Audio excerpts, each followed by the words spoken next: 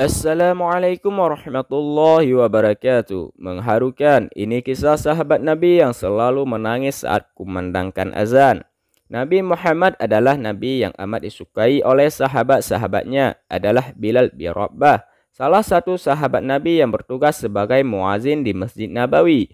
Beliau adalah salah satu sahabat yang sangat mengagumi pribadi Nabi. Beliau merupakan sahabat yang rutin melakukan azan di Masjid Nabawi, masjid dekat dengan rumah Nabi. Setiap datang waktu sholat, suaranya yang merdu ketika azan membuat kota Madinah indah ditempati siapapun. Ketika haji wada atau haji perpisahan dan Rasulullah sudah mulai sakit-sakitan, fisiknya mulai lemah, hingga kemudian beliau wafat, orang-orang sangat merasa kehilangan akan kepergian Rasulullah. Bahkan sahabat Umar pun sempat tidak percaya dengan kepergian Nabi. Namun setelah dinasihati Abu Bakar, ia pun menyadari bahwa Nabi Muhammad adalah manusia yang niscaya untuk menemukan ajal. Suatu ketika jasad Nabi hendak dimakamkan. Bilal bin Rabah azan sebelum jenazah Nabi dimakamkan. Bilal yang terbiasa azan di masjid bersama Nabi itu, ia tidak kuat menahan kesedihannya. Ia masih terngiang-ngiang kenangan dengan Nabi. Bahkan ketika mengucapkan asyhadu anna Muhammadar Rasulullah, suara Bilal terbata-bata. Ia menangis karena sangat merasa kehilangan. Setelah Nabi wafat, Bilal bin Rabah pindah ke Damaskus dan tidak menjadi muazin di Madinah lagi. Bukan apa-apa. Hal itu karena untuk menghindari datangnya rasa sedih akan kenangan bersama Nabi jika azan kembali di Madinah.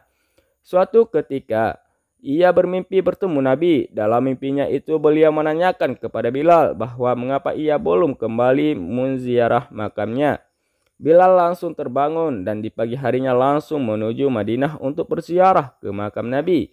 Bilal di kota itu diterima langsung oleh cucu Nabi, yaitu Hasan dan Husain. Ketika itu Abu Bakar sudah menjadi khalifah. Abu Bakar yang melihat Bilal di Madinah meminta agar Bilal mengumandangkan azan di masjid kembali. Akhirnya karena permintaannya, ia pun azan kembali di Masjid Nabawi. Ketika ia azan, semua masyarakat tercengang dengan suara Bilal. Mereka merasakan haru karena suara Bilal yang merdu itu kembali mengumandangkan azan. Namun Bilal tak mengumandangkan azan secara sempurna. Ia berhenti pada kalimat asyhadu anna Muhammadar Rasulullah dan menangis serta tersungkur. Ia tidak kuat menahan kenangan bersama Nabi ketika sampai pada kalimat itu. Hingga akhirnya Bilal pun meminta izin kepada Abu Bakar untuk kembali ke Baghdad. Ia merasa belum siap untuk kembali mengumandangkan azan di Madinah karena sangat terkenang indah masa-masa dengan Nabi.